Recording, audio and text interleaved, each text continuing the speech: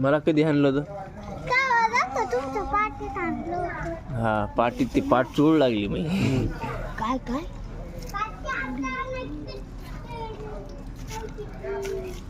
आणि तू कधी आली गावाकडून? नाही कशाला आली तू इथं? तिकडेच राहायचं ना, शेतात काम करायचे. हा त्या गोट्याला नेलं का?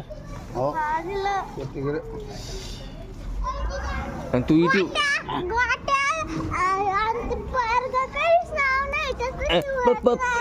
काहीच नाही गोट्या. मग तू जेवण कशी काय करायली तर मग तुला माहित नाही का? रामराम पाटील